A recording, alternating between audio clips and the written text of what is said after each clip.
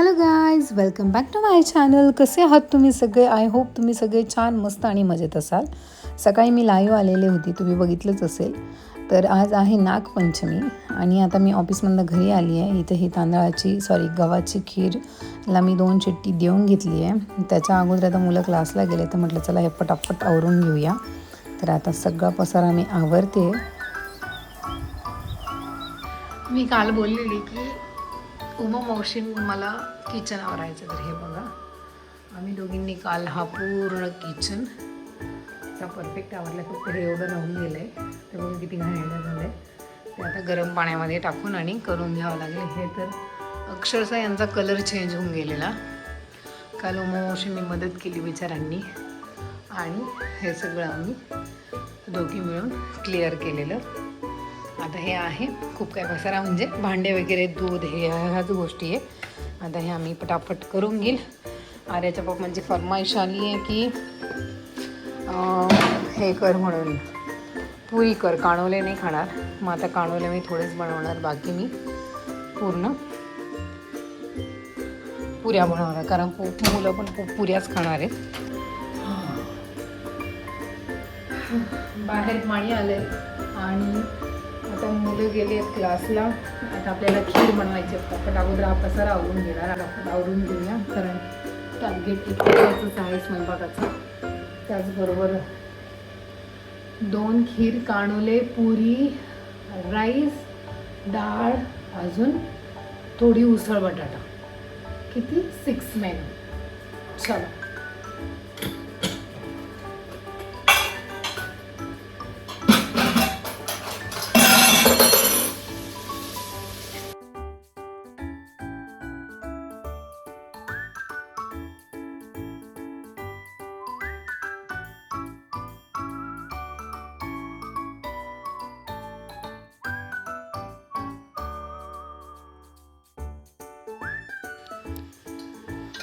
ही आहे गव्हाची खीर. म्हणजे हे गहू जे आहे हे शिजवून घेतले 2 चिट्टी देऊन, आणि आता दूध टाकलं आहे आणि हे मी आता चांगलं उकळवून घेणार. आणि त्याच्यामध्ये गूळ, फक्त गुळच, कारण थोडीशीच खीर आहे ही, कारण कोणी खाणार कोणी नाही खाणार. आणि माझी तरी खूप फेवरेट खीर आहे, खूप म्हणजे खूप, मला खूप आवडते.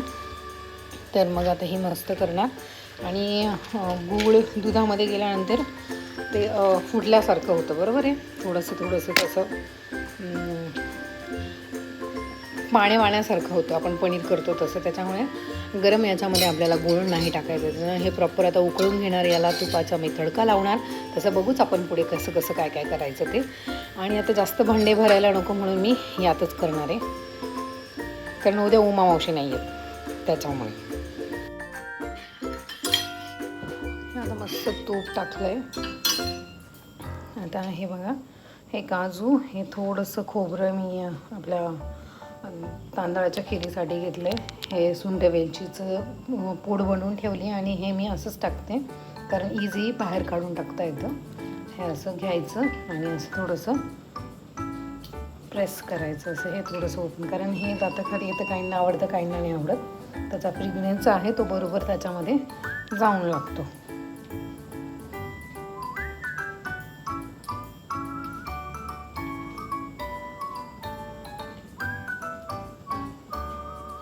आणि हे आपले गव्हाच्या खिरीसाठी आता मी मस्त तळून घेणार सगळंच.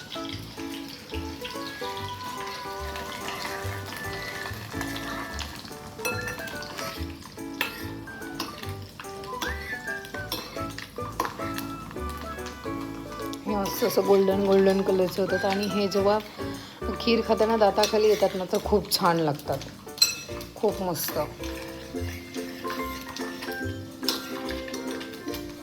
आता हे थोडे रेड झाले, आपण गॅस कमी करू. हे मस्त काजू टाकू, हे 2 वेलची टाकू, आणि आता हे बऱ्यापैकी तापलं आहे. गॅस बंद करणार मी आणि हे पूर्ण इकडे टाकणार.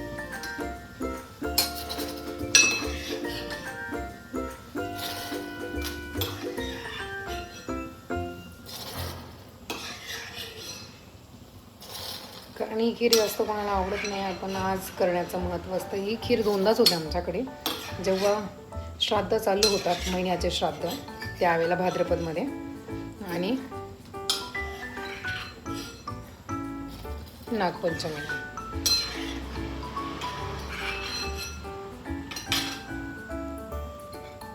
हे मस्त घट्ट झालंय, हे बघा. आणि आता गूळ हे थोडंसं थंड झालं का मग टाकणार, अजून थोडं घट्ट होऊ देते मी, कारण ही खीर आहे ना जशी जशी थंड होते तशी घट्ट होत चालते.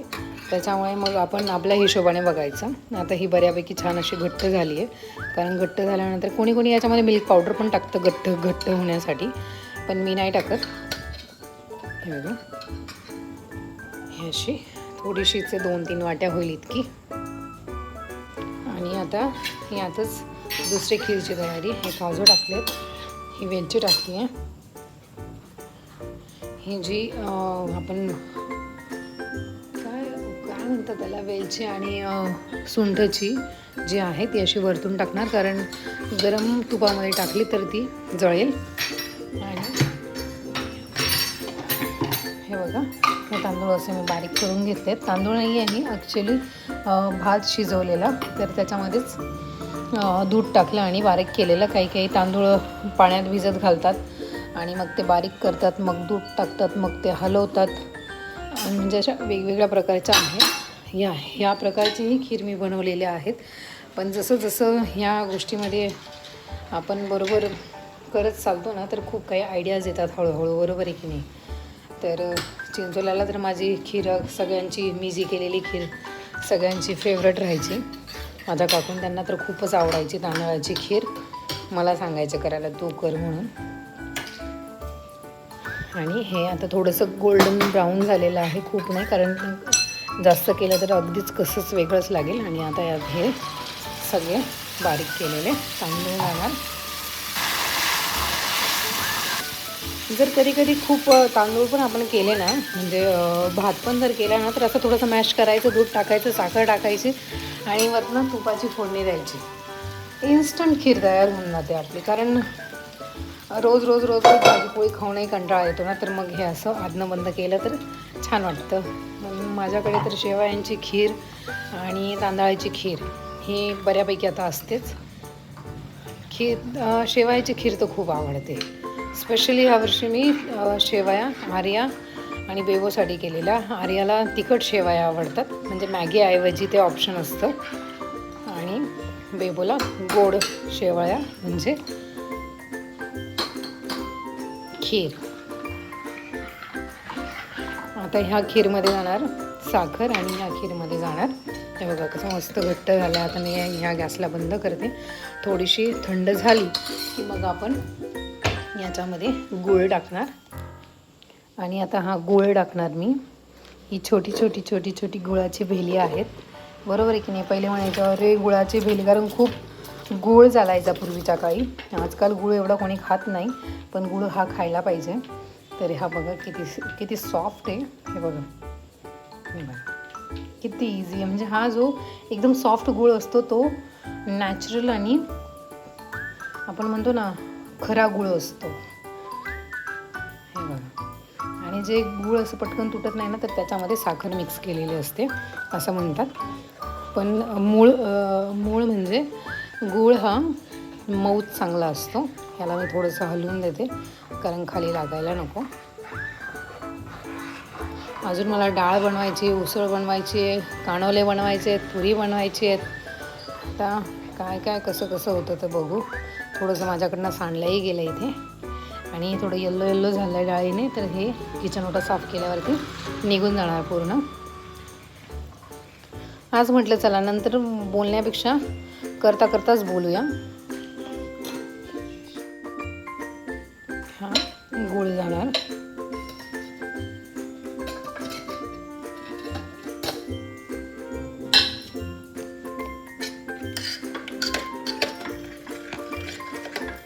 आणि आपण जर वाटलं ना की नाही थोडंसं आपण शिजवायला पाहिजे गूळ टाकून, तर गॅस चालू करून आणि कंटिन्यू म्हणजे गॅस बंद केल्यानंतरही ती कंटिन्यू अशी हलवायची, तेव्हा तिला छान अशी टेस्ट येते. टेस्ट म्हणजे वेगवेगळं नको व्हायला ते. हे बघा कसा कलर चेंज झाला आहे, गुळ टाकताच. हे बघा आई माझी नंतर वरतून पण हे टाकायचे, याच्यावरती तूप टाकायचे गरम करून.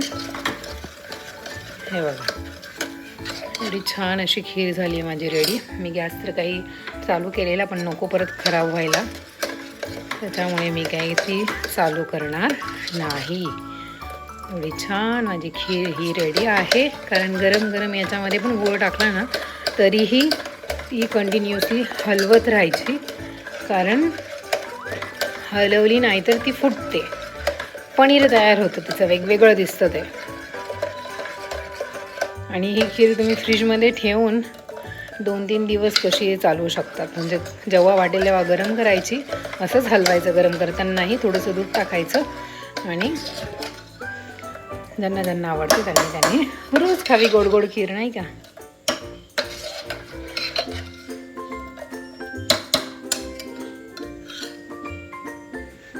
मस्त स्मेल येतोय. आणि ही इकडे हवी रेडी झालेली दुसरी खीर. याच्यात साखर गेली ऑलरेडी. आता यानंतर मी लगेचच एकीकडे खीर आणि एकीकडे पुरी आणि दुसरीकडे कानवले करणार. तर ही अशी गोल अशी पोळी लाटून घेतली आहे. त्याला आता पूर्णपणे मी तूप लावणार. साईडला एक भांडं ठेवलं आहे, त्याच्यात पाणी ठेवलं आहे आणि एका प्लेटवरती थोडंसं तूप लावणार. हे आता चारही साईडने मी तूप लावलं आहे. आणि हे बघा ही प्लेट ठेवली आहे, तिलाही तूप लावलं आहे. आणि खाली आपण जसं खमंगला पाणी ठेवतो ना वाफेसाठी, तसं हे सेम पोळीच, फक्त छोटे छोटे लाटून पूर्ण तूप लावून आणि मग ते वाफवून घ्यायचे. हे बघा हे असे वाफवून नंतर असं 10-1 मिनटं ठेवलं की एकदम छान असे वाफवलेले तयार होतात. तर माझा फटाफट नैवेद्य हा तयार झाला आहे. हा एक मंदिरामध्ये गेले ना शंकर महाराजांच्या, आणि एक नैवेद्य घरातल्या आपल्या नागोबा महाराजांना. तर आमच्याकडे नागपंचमीला खेड्यामध्ये जायचे बाहेर नागोबाला, वारुळाला दूध वाहण्यासाठी. तिथे त्याची पूजा वगैरे केली जायची. आणि अजून जे आपण मंदिरामध्ये आपल्या नागदेवता चिपकवतो, त्याला आघाड्याचे पानं असतात ह्या पावसाळ्यामध्ये उगलेले, तर झाड, तर त्याची माळ करतात. पण आता इथे आघाडा कुठे शोधणार, नाही का. तर त्याच्यामुळे एकदम साध्या सिंपल पद्धतीने, कारण आज माझी गाडीही पंक्चर झालेली, त्याच्यामुळे मला फुलं वगैरे आणायला पण जमलेलं नाही. तर हे आपले आहे नागदेवता नरसिंह. इकडे आपले कृष्ण भगवान नागावरती नाचताना, इकडे दत्तगुरू महाराज म्हणजे ब्रह्मा विष्णू आणि महेश बालरूपामध्ये, आणि खाली बृहस्पती. तर हे असं आहे पूर्ण. आणि हे आता हा नागोबा पूर्ण पोळ्यापर्यंत राहणार. म्हणजे नागपंचमीच्या दिवशी मंदिरात लावायचं आणि हे पोळ्याच्या दिवशीच काढायचं.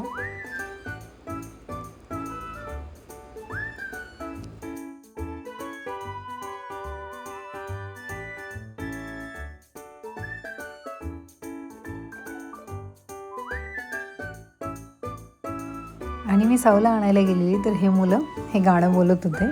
आणि रात्री सगळं आवरून झाल्यानंतर हे माझं जेवणाचं ताट, म्हणजे माझं नाही आहे, मी आणि साऊ खाणार. आणि जेवण वगैरे झाल्यानंतर आम्ही बसलेलो आहे होमवर्कला, कारण आमचा होमवर्क बराच बाकी होता.